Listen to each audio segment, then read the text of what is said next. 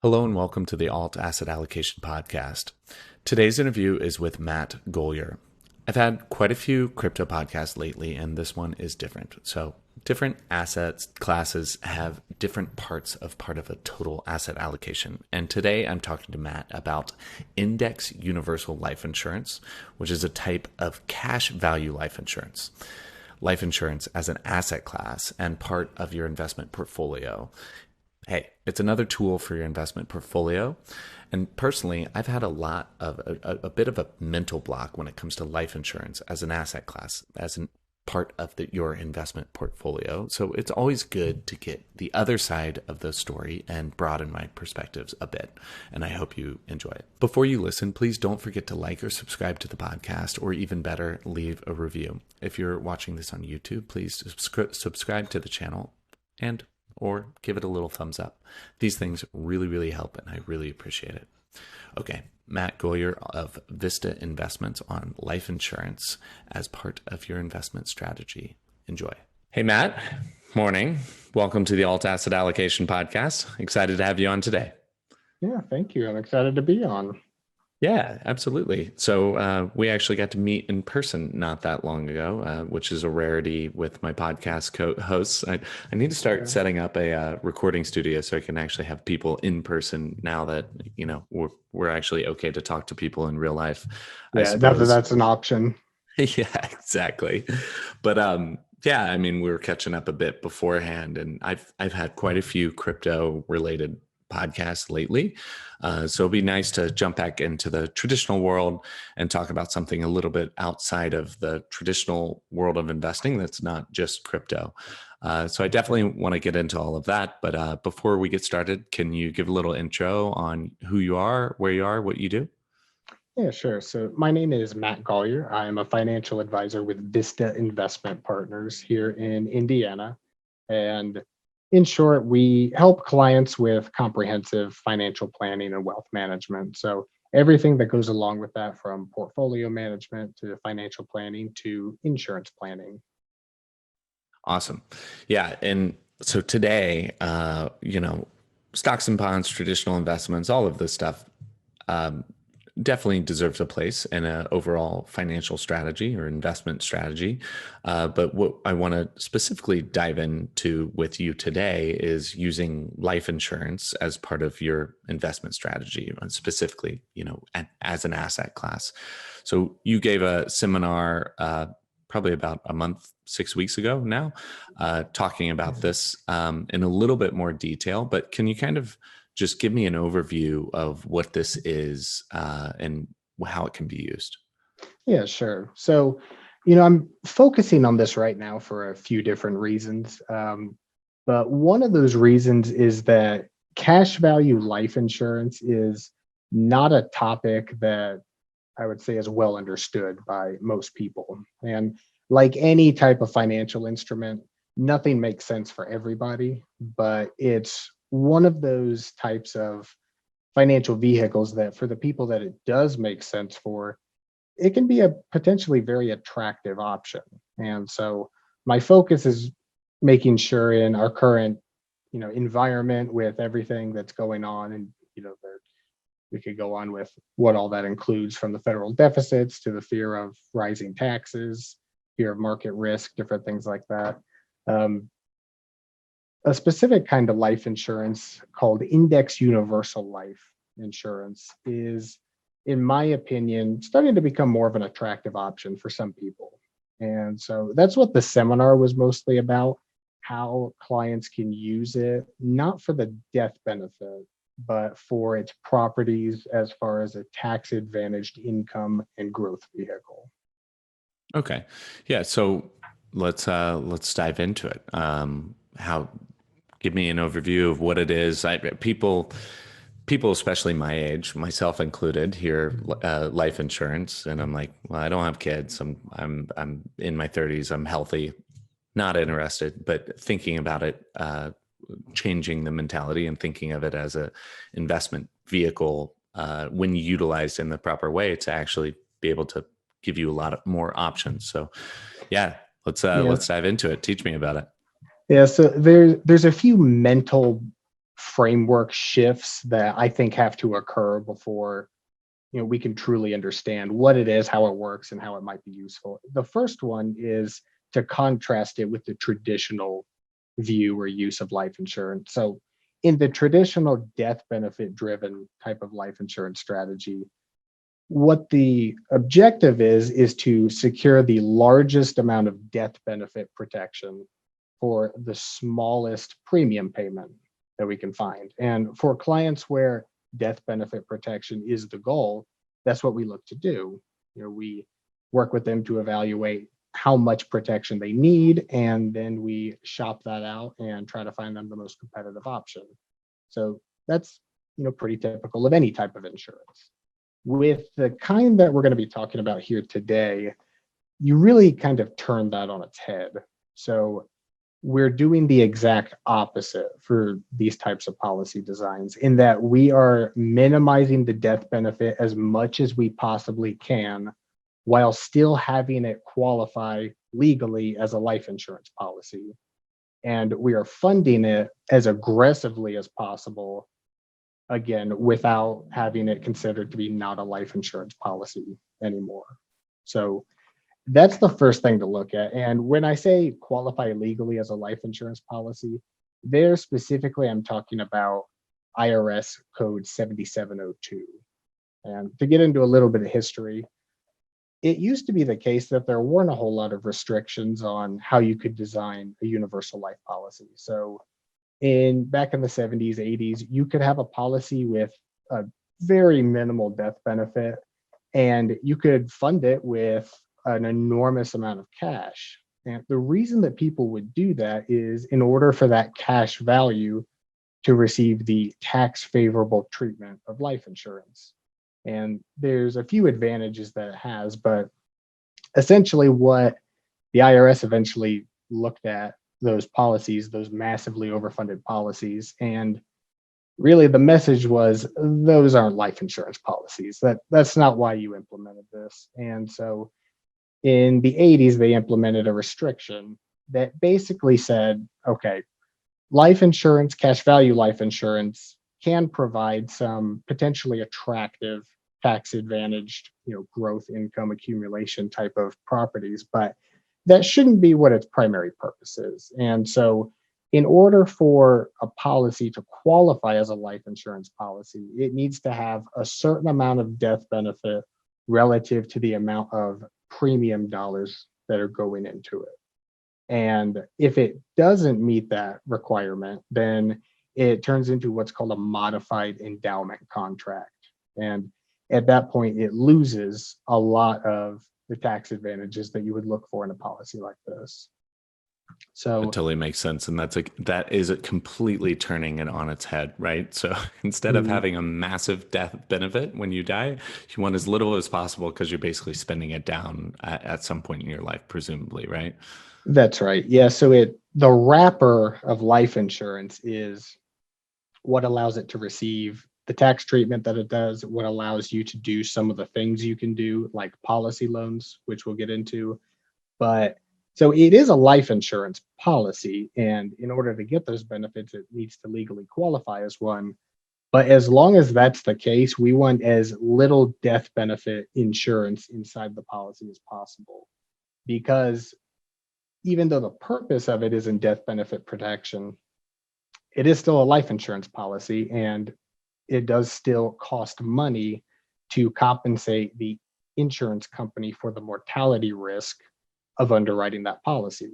So in the example where if one of these is implemented and in the first 1 or 2 years, the client gets hit by a bus, well, the life insurance company is on the hook for a lot of money as a death benefit to the family. And that needs to be underwritten and they need to be compensated for that.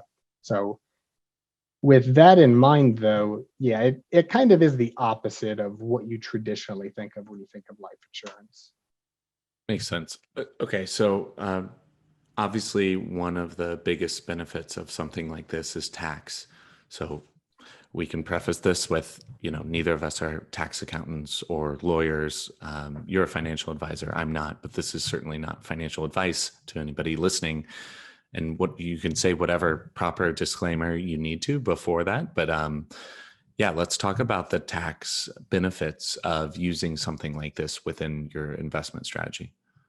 Yeah, sure. So life insurance receives a couple of different advantages. One is that generally withdrawals or partial surrenders, as it's called when it's a life insurance policy, as long as the policy's held for 15 years, long enough, then withdrawals can be made on a FIFO basis. So instead, for those who aren't familiar, FIFO means first in, first out versus last in, last out. And what that essentially means is that if you choose to start pulling money out of a policy, you can do it by first pulling out your non-taxable cost basis, the premiums that you put into it, until you get to what would be considered your taxable interest. But the biggest advantage in my mind is the ability to take policy loans against the cash value inside the policy. And so that's something that you can't do with something like, for example, an IRA or really most investment vehicles, even ones that you could collateralize to get a loan. The types of loans that we're going to talk about are not the same type of thing. So, to give you an example, let's say that you have an accumulated bucket of money inside of a policy and you want to pull it out in a tax exempt way. You can do that through policy loans, and broadly speaking, there's two different kinds. One would just be a fixed rate loan. And the way that those usually look, as long as the policy's been in place for a period of time, is that the money that's taken out is taken out of the interest crediting strategies and it's put into a collateral account where it earns a fixed rate of interest. A loan against that balance is then issued to the policyholder. The loan also has an interest rate, usually the exact same rate as the collateral account. So the way you can think of that one is that it's a net zero cost loan that allows you to pull money out tax free. So I'm going to It's a loophole. Instead of pulling out the actual money, you're pulling out an amount that's collateralized by that money without technically touching that money, right? exactly, yeah. And so in that sense, it's a tax play. It's a way to pull the money out without realizing the tax consequences Fascinating. because you're taking a loan, you're not actually pulling money out. So there, I think it's important to pause because this is another, I mentioned that there's several mental shifts that I think have to occur before people can really appreciate and understand this idea. And one of those is on the idea of debt and loans and what that means. So the biggest distinction to draw between a policy loan against a life insurance policy and most any other loan that your listeners will be familiar with is that a policy loan is what's called an unstructured loan. And what that means is that unlike a traditional loan that you would get from a bank or other similar institution, you have to qualify for it. The bank has to be willing to lend you money. You have to show credit worthiness. You have to justify what you're going to spend the money on. And there's usually a process you have to go through in loan underwriting, everything like that. That's not the case with a policy loan. So the process of taking that usually is a one-page form, and most of that form is instructions for the life insurance company on where you want your money to be sent. And in some cases, you don't even need a form. You can do it online. There's even some that have checkbooks or, cards attached to it that you can access. So that's the first difference, is that the life insurance company does not evaluate your credit worthiness in order to pull a policy loan because they know that the loan is fully collateralized by the amount that has been set aside inside the policy to collateralize the loan. So in that sense, from the life insurance company's perspective, there really is no chance of default by definition because the collateral is already there. Right.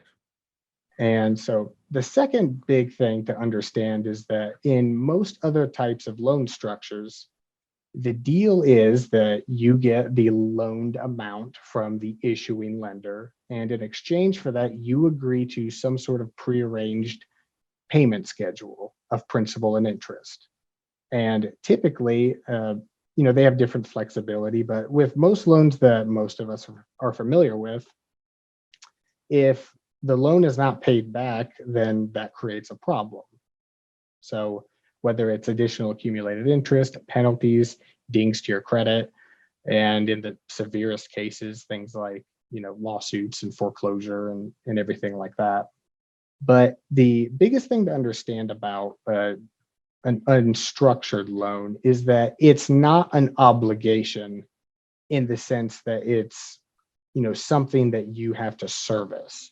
In fact, it's a loan that you never have to pay back for your entire life. The only times where the loan has to be paid back are if you choose to get rid of the policy, in which case the loan balance comes out of your surrender value, your surrender cash value, or upon your death, where the balance of the loan is deducted from your gross death benefit. And the reason why life insurance companies are able to do that is because while the loan is outstanding, it is accumulating interest. That's interest that the policyholder never has to pay back into if they choose not to. But the life insurance company knows that at some point, even if it's 40 years from now upon the death of a policyholder, they're going to get the full value of the loan back plus interest because it's collateralized by the death benefit of the policy. Oh, that totally makes sense. Oh, okay. So backing up a bit. So the idea is you pay money into this account, and then that money that's invested, it has this death benefit and everything else, but the assets are invested, earning a little bit of return. But the real power is that you're able to use that as collateral, take out a loan, and then with that loan, invest in another asset. So you get like this levered, your fingers in both pies at this point, right?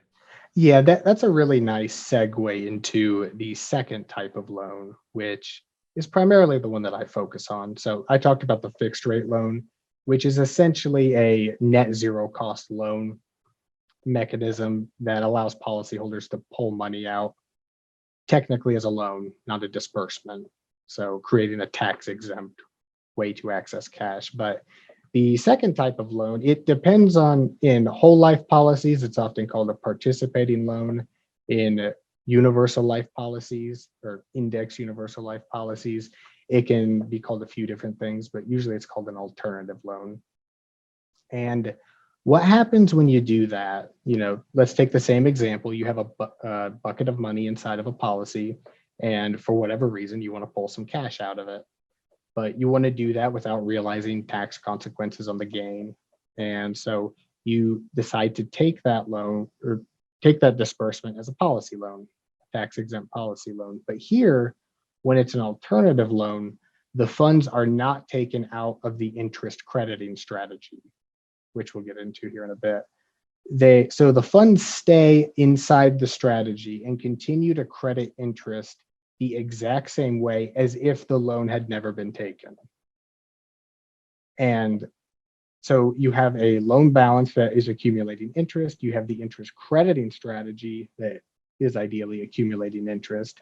And the idea there is to achieve interest rate arbitrage, where the amount of interest that the policy is able to generate on the loaned amount is higher, at least on average over time, than the amount of interest that the loan balance is accruing. And what sort of interest rates are you paying there? I mean, interest rate arbitrage sounds great, but right now in a pretty low yielding environment that we're living in, this is in July of 2021, you presumably have to go out the risk curve a little bit or a lot of it to actually get a positive yield on those invested cash, right? Yeah, so I think that brings us to the actual way that these types of policies credit interest. So the first thing to look at, and the biggest risk in using leverage strategies like this and attempting interest rate arbitrage is when you do so on a vehicle that has market risk. In a lot of cases there, I once heard the phrase picking up nickels in front of a steamroller. And a lot of the times it looks like that. It works great until it doesn't. And so the first big key to understanding how these policies can be effective is that they are able to credit interest in a way that has no market risk. So they are called index universal life policies because they credit interest based on the performance of an index. And different policies can look at different indexes and credit interest in a lot of different ways. But I'm just going to use as an example the most plain vanilla, most common one, which is a strategy that looks at the S&P 500 on an annual point-to-point basis and credits interest with a cap.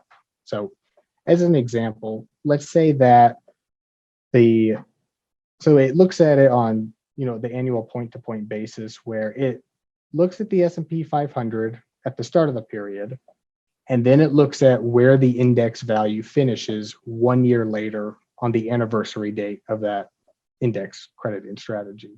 And historically, about 3 out of every 4 years, the S&P 500 finishes higher than it was 12 months ago. So in a year where that happens, this strategy would credit interest equal to the increase in value of the index up to a certain cap. So right now you'll see cap rates around 10% or so. So let's say that in a year where the index rises 7%, the account would be credited 7%. In a year where the index rises 10, the account would get 10. In a year where the index goes up 20%, the account would get the cap rate of 10. So Okay, is that part? makes sense. Yeah. Okay. So, well, the big question is, all right, well, what happens the 1 out of 4 years when the Yeah, index exactly. finishes lower year over year? And in a Or if segment, that ratio changes going forward, right? Because 75% of the time is quite high, but all-time right? high valuations, yeah. Yep. So in a scenario where the index finishes lower than it was at the starting point, no matter how much lower it finishes, the account earns 0% for the specific strategy we're talking about. So in that sense, the strategy can go up or sideways, but it cannot go back down due to negative market performance. Now, you have cost of insurance fees that will drag on that. And so it would not be technically correct to say that the cash value on these types of policies can never go down. They could in the event that you earned a zero for the entire year, you would have the cost of insurance come out of that. But one strategy or a common one that I look at when using this is to dollar cost average the strategy. So rather than having all the funds look at one point to a point 12 months into the future, this strategy would have 1/12 of the money invested month by month. So rather than looking at, for example, July 2021 to July 2022, this would look July to July, August to August, et cetera, et cetera. And so that's not to say that the policy still couldn't earn zero. It certainly could if every one of those months is lower than the previous one, but um, the likelihood of that occurring, that allows us to, in theory, lower that. Interesting. Okay. So, I mean, so are there tax advantages to contributing to this sort of investment vehicle? Like you're able to lower your taxable income because it's pre-tax as well?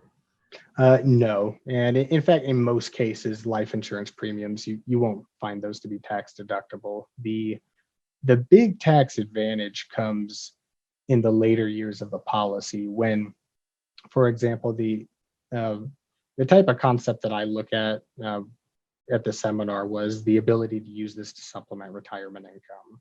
And when we looked at a specific, it's called a life insurance illustration, and that one just showed the account crediting a fixed rate of 5.7% every year, which uses a conservative average for what these types of policies have historically done. So it takes that conservative average and it just says this is what would occur if the policy earned that every single year, which won't occur. it won't earn the exact same rate every single year. But when we look at the later years of the policy, the and here I'm going off memory, but it shows the policyholder taking out, 20% of the value as a distribution, and the cash value would go up, not down. Well, in order for an investment account to do that, for that to occur in an investment account, it would have to generate a 25% return. But remember, this assumes that the policy only earns 5.7% every single year. So, big question is, how is it that if it's the case that it did in fact only earn 5.7%, how am I able to pull out 20% of the cash value and not only have it not decrease, but have it go up? That implies a much higher rate of return. The reason why is because the policy is not only earning 5.7% on the money, on the cash value, the surrender value, it's also earning 5.7% on every dollar that's already been pulled out as income. All of these things sound really good, Mhm, but they're based on the premise that financial markets continue to look the way that they have for the last mhm. 40 years at least. So how do you think about structural risks to the financial system and how they impact the way that these things are used as part of your financial strategy? Or is that perhaps a bit outside the scope of this conversation, because you have to make some assumptions, and Mhm. the assumption that things work the same way for the last, as they have for the last, couple generations is an okay assumption to make at times. Yeah, but no, I think that's a perfect question. And that's something that I think everyone should understand before they look at potentially implementing something like this, is that even though, I mentioned there's no market risk, but that also that doesn't mean necessarily that there's no risk at all. So I view that as performance risk, where in concept, this looks great if it does what we think it's going to do, but that is not guaranteed. So it could vastly underperform what we expect it to do. And so the the first thing to look at, and the first thing I always try to impress upon anyone looking at these, is to have conservative assumptions about the future. And so one way to look at how these might perform, what the concerns are, what the potential sources of optimism are, is I mentioned the cap rates that really have a huge impact on what the average return of a policy will get over time. And those cap rates are based on interest rates in general. Without getting into the mechanics of how life insurance companies are able to credit these strategies, it is essentially they go out and buy bonds on the secondary market and then stack options on the underlying index on top of that. And so the interest rate relevant to the bonds that they have to purchase leaves more or less room for the option exposure. And so, if there's any actuaries listening, I know I just vastly oversimplified that, but that's good enough to conceptually understand what's going on there. And so, cap rates historically for these types of policies have been quite higher in the past when interest rates were higher. And we saw the rates fall as interest rates fell. So, one risk to be aware of is for most of these policies, it is not guaranteed that the life insurance company will keep the same cap rate. It could raise or lower it depending on the prevailing interest rate. Now, we look at companies that have a good history of not lowering cap rates on enforced policies, but even good ones that do, with the zero interest rate environment, we have seen some of them lower the cap rates. The flip side of that, or the optimistic side of that coin, is that, again, it is not guaranteed that they will do this, but in periods where interest rates have gone back up, we've seen those carriers go ahead and raise those caps as well. And the reason why is because the life insurance company has an enormous financial interest in keeping that policy in force and keeping those dollars inside that policy. Because if they don't, then the policyholder has the ability to move the funds in what's called a 1035 exchange. in a tax deferred move from one life insurance policy to a potentially superior one. And so, again, not guaranteed by any means, but for a highly rated life insurance carrier, that is one thing to keep in mind is they're incentivized to have the policy perform because otherwise they know that the funds will leave. And No, sorry.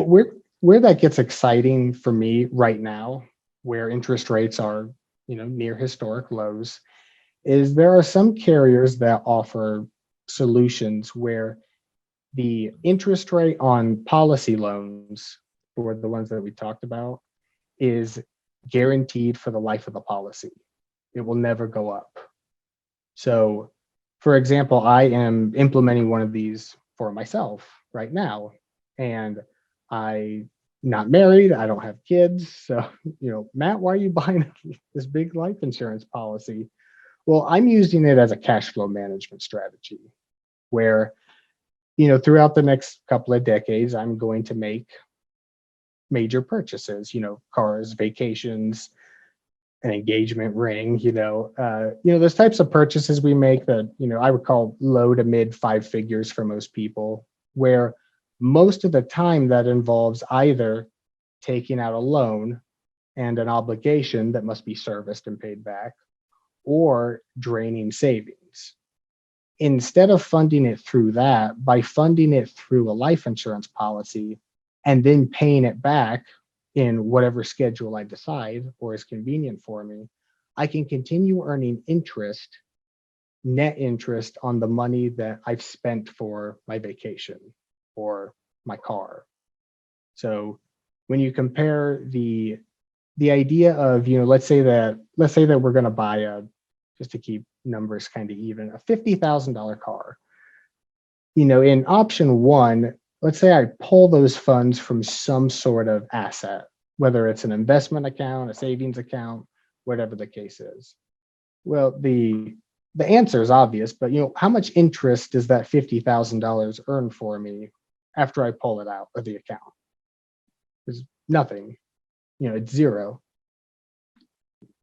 So, excuse me, from an opportunity cost standpoint, when I pull $50,000 out of an investment account to purchase a car, the car cost me more than $50,000. It also cost me all the interest I could have earned on that $50,000 for the rest of my life. In option B, let's say that I take out an auto loan. Well, number one, I have to go through the process of qualifying and being underwritten for it and everything like that. And then I end up over a period of several years paying it back with interest. So in that case, the car cost me $50,000 plus whatever the amortized interest was over the life of the loan.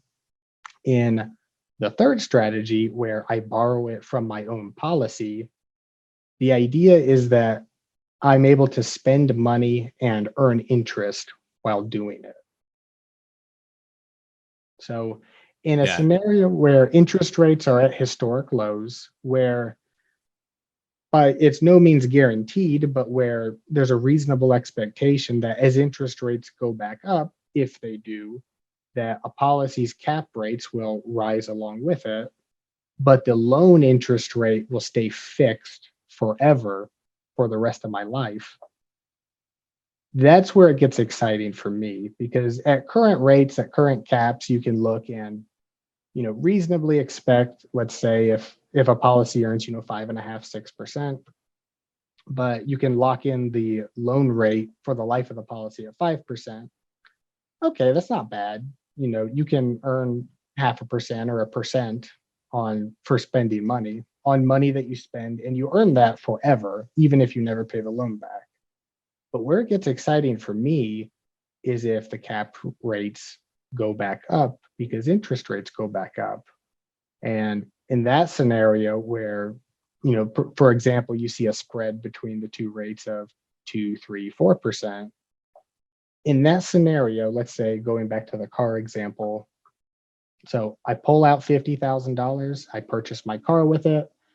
That loan balance accrues at 5% inside the policy until my death. But that money is not taken out of the interest crediting strategy. That continues to compound just as it would as if I'd never pulled the loan out. And if interest rates do what, in this case, I would hope they do, which is go back up, in that scenario, I would expect to earn, let's say, 8, 9% on average if they go back up. There's a lot of ifs here, when you're dealing with what You have interest to. rates are We going to don't have a do. crystal ball, right? You have to make some assumptions. Yeah, so I'm painting the rosy picture of this strategy. If it goes perfectly, that would allow me to earn, net 4% on the $50,000 I spent for the car for the rest of my life Right. I without mean, putting the money back into the policy. it's all an opportunity cost. Every investment, every Right. spending decision is it's allocating capital that could be somewhere else. And I'm, generally part of like team never sell. Use it as collateral. Pull it forward if you Mhm. can. Let that Right. money compound. Right. So Don't interrupt the compounding, yeah, so to just speak. just let Yeah. it do its thing. So I'm kind of thinking through. So it sounds like the ideal scenario is lock in this fixed rate now, which is for the life of this policy, and Mhm. interest rates slowly tick up. So you're still getting credit for it. Um, what sort of economic situations would this not be a good situation, that you would want to unwind this, and I'm paying interest of 5%. This is something's gone horribly wrong. What sort of situations does that look like? Yeah, so the biggest one is if indexes do not do in the future what they have done in the past. So we talked about the S&P 500, and yeah, that's great that historically it's done XYZ, but we really don't know what it will do in the future. And there is a very real possibility that moving forward, it doesn't do what it's done in the past. So in that scenario, using this as a cash flow management strategy, if the interest crediting strategy is only averaging, let's say 4%, let's say it's vastly underperforming what we expected it to do, and the loan is compounding at 5, well, in that case, not only are we not able to earn money on interest rate arbitrage, but it's actually harming the performance of the policy. So, And can the interest crediting strategy actually be a debiting strategy if it's -5? can you elaborate on that? Meaning like, okay, so it's crediting this available interest based on the S&P 500, which goes up 75% of the time. But if it goes down by 10% for the next 5 years, like what does that number move to? So, in a scenario where that happens, essentially the cash value performance would be 0% per year. And what you would see is the gross cash value slowly dwindle down because of the cost of insurance inside the policy. And once policy loans start being taken from this, the biggest key to managing them is ensuring that the loan balance never becomes higher than the cash value, in which case the policy would lapse, and that often has tax consequences when you're using it this way. So the worst case scenario would be one where the the cash value just does not perform at all. The stock market goes down and it does it for a decade.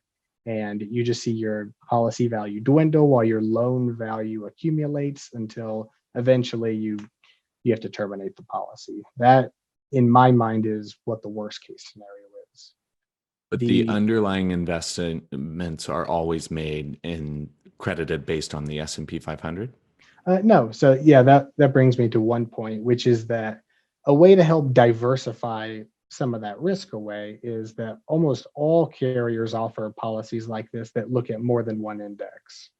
And especially in the low interest rate environment, they've done some what I think are pretty cool things where they look out and structure proprietary indexes that are designed with the intention of performing better in a low interest rate environment. And so, what one example of something that's different from a cap rate would be a strategy that looks at a completely different index. Let's say it's a volatility control managed index, issued by JP Morgan, Fidelity. And instead of crediting to a cap rate, what these ones often will do is grant unlimited upside potential. So, one way that might look is that the policy still credits interest on an annual point-to-point basis. So in a year where the index finishes up, it credits interest, let's say 100%. Some of them have participation rates higher than 100%, but just to keep it simple, let's just say 100%, and that's uncapped. So because of the nature of the index, the odds that it's going to increase, 30% like the S&P can, or I would argue pretty low, but that would be a scenario to help mitigate the risk of, a policy earning 0% for a very extended period of time. But the other way that I look at it is, if that were to happen, it is certainly the case that I'm not going to like how my life insurance policy performed for me. But in order for it to do that, that would mean the stock market would have to go down every year, 10 years straight. And so I don't like what my life insurance policy did, but I really don't like what my other stuff did. Exactly. Okay, so but and I'm just playing devil's advocate here, but like Mhm. you're entrusting the carrier. So you have a bit of custodial, like counterparty risk. Obviously, if that company Absolutely. disappears, they have your money. But the other thing is you're essentially trusting them to make good investment decisions for that money, right? Yes. So yeah, essentially the entire performance, besides the market and things, it centers on the issuing carrier that you got the life insurance policy through. So a couple of things to look for to help, against having a potentially negative experience are, we look at highly rated companies with a strong track record of policy performance and enforced policies. One thing to look at is what's called a mutual life insurance company versus a stock life insurance company. And what that means is that the life insurance company is owned by its policyholders, not by stock shareholders. And so the strategy there is to align incentives to where the management of the company is determined by the leadership that is elected by the policyholders, which it intends to have the company manage for the benefit of the policyholders, not for the stockholders. So that's one common thing to look at. And that's not to say that there aren't good stock insurance companies out there, because there are, but that's one thing to look at. And another thing that I think helps put that into context, because that is a significant risk. But let's compare it, or ask the question, risk compared to what? So when I look at that, of course, the worst case scenario would be that the life insurance company completely defaults on its obligation to policyholders and collapses. And so in that scenario, oftentimes clients will ask, are these things FDIC insured, or what happened? What happens if that were to occur? So I'm in America now, and so I can only speak for those types of structures and things. But the backstop against that is what's called the state guarantee fund. And the way that it works is that in the event where a life insurance company becomes insolvent and unable to meet the obligations that it has to its policyholders, the guarantee fund steps in to make those policyholders whole up to applicable limits. So it kind of looks like FDIC, but it is not FDIC, and it's administered at the state level, not the federal level. So, but the other thing to take into account is that scenario historically has not happened. And so a lot of people take heart in the fact that life insurance companies during things like the Great Depression and other financial crises performed admirably. And there is an example of some companies where, I'm using the example of a whole life carrier now, where they pay policy dividends, and that drives an enormous amount of the policy's performance is the optional dividend that the carrier pays to its policyholders. So you think, well, there's no guarantee that that will be paid out, but there are life insurance companies that have a track record 50, in some cases over 100 years long of never missing a dividend. So even through world wars and everything that happens there. And so that's a risk to be aware of for sure. But I would not put that as a category risk, above and beyond, most other types of things that we do. When you hold money in an investment account, there's counterparty risk there that's insured by SIPC up to applicable limits. In my mind, you can't really quantify those risks cleanly, but I view them as roughly equal. Yeah, that makes sense. What about regulatory or like policy risk suddenly saying that, hey, these things are being used as investment vehicles, like we're going to tax the heck out of them because this is not the purpose, their stated reason for existence. I mean, do you think through that much, or it's Oh just yeah, kind of part of it? yeah. Well, I think it'd be irresponsible not to think about that because that did happen in the 1980s, where the IRS passed a series of laws, TEFRA, DEFRA, TAMRA, lots of different acronyms that created IRS code 7702 and 7702A, legally defining what a life insurance policy is and what a modified endowment contract is. And so they did that for that exact reason, where it became obvious that these policies were not being used as life insurance. They were being used as tax shelters. And you saw a strong policy response to that. The way that I look at, for anyone who chooses to use one of these or look at those is, historically, when policies like that are implemented, they tend to not be retroactive. And so there is, I always say, if you want to make an idiot of yourself, try to predict what Congress is going to do. So, they could do anything. There's no shortage of what kinds of laws they could pass. They could, in theory, completely strip out all the tax benefits of even enforced policies. But history tells me that that's fairly unlikely. And I think the biggest reason is, as much as we may not like politicians, Congress, I think they do understand that if regulation, financial and tax regulation, were to be applied retroactively, that would render sound financial planning impossible. The average citizen would have no ability to make sound long-term financial decisions if the assumptions upon which those decisions were made could be changed on a whim.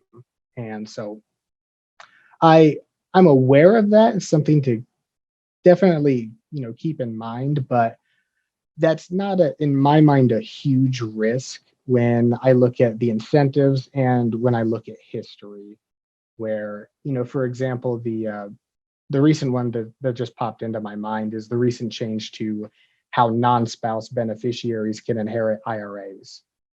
Well, with I believe it was the Secure Act a few years ago, one of the ways that one side was able to fund some of the tax cuts is they eliminated what's called the IRA stretch, where if you inherit an IRA from someone who's not your spouse, you used to be able to spread the tax consequences out over the rest of your life, because every dollar you pull out is going to be taxed as ordinary income in the case of a traditional IRA. And the change to that after January 1 of 2020 is that if you're a non-spouse beneficiary inheriting a traditional IRA, all the money has to be out of the account in 10 years.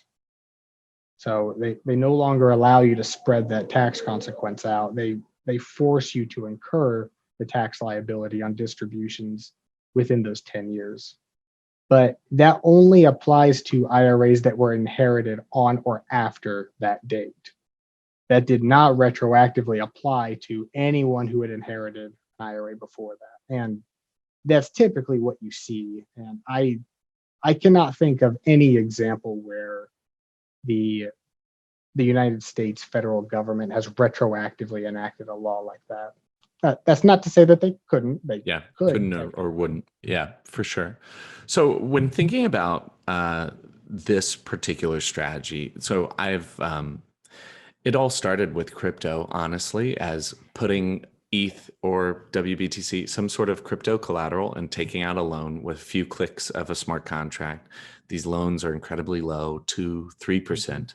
It's over collateralized, so I don't have to deal with anything. It kind of led me down this path of like team never selling, opportunity cost, always thinking through this. So I have Wealthfront, which is something I've been recommending for years. Sorry, it's a robo advisor. But I mean, with a few clicks, I took out a loan, like literally 2 clicks. I took out a loan collateralized by my investment stock portfolio at 3.75%. And it's in my bank account, in 1 to 3 days because it's T+3, but Right. relatively instant from like a traditional financial world's standpoint. So I'm thinking about the average investor, somebody that has something like Wealthfront or even like, Fidelity, I called them, and there's like 7% margin loans, which is not that interesting. But you have these as your options of like, don't sell your stocks portfolios and take out a loan. Then you have perhaps equity in a home, so you can take like a HELOC or a second mortgage on your house and access that, those funds. And then you're still invested in the underlying, because if housing prices go up by 20% over the next 3 years, like you didn't sell your house and you access that value. So you still get the underlying appreciation. How do you think of this health insurance strategy fitting into these other options that I have as the average investor? Yeah, I'm really glad you asked it that way, because that that brings me to what I think is the most common criticism of cash value life insurance that I personally have heard, and that I think most people have heard. Which, for anyone who is familiar with like Dave Ramsey, for example, the idea of buy term and invest the difference, permanent life insurance makes you worse off over the long term compared to throwing it in an S&P 500 fund, for example. That's the way I think about that. Is not only is that not right, that's not even wrong. That just misses the point. It And so the clearest way to think about that is they're designed to do different things. And so yes, it is true that, let's say that a client's goal is to accumulate a portfolio, contribute to it, and grow that portfolio as much as possible. Life insurance is not where you want to do that. And in fact, if you're looking at the accumulation value, any good portfolio will almost certainly outperform the growth of that value over any significant period of time. At least historically, you would expect it to. So where this would make more sense than some of those other strategies that you talked about would be for people who are looking for a way to accomplish that interest rate arbitrage in a way that has no downside risk for the collateralized asset. So that's the biggest one, where if a if someone is, for whatever reason, if they're able and willing to take on that market risk on a leveraged asset, then yeah, do that. That makes more sense. But in cases where that's not the play, for example, where I talked about using it as a cash flow management strategy, for the same reason, I would never advise a client who is, going to put a large down payment on a house. I would never suggest that they throw that into an S&P 500 fund if they plan on spending it in the next, 2 years or so, because there's a very significant chance that by the time they go to pull the funds out, they'll have suffered a negative return. And so for that same reason, when this is being used as a cash flow management saving strategy, to me, it makes more sense to collateralize the loan and achieve arbitrage with something that has no downside risk, so that you don't expose yourself to the potential that, the value dips and now you have to account for that. And the other scenario where I think that's most relevant is for people who are approaching retirement and are looking to use this type of strategy as a source of supplemental retirement income.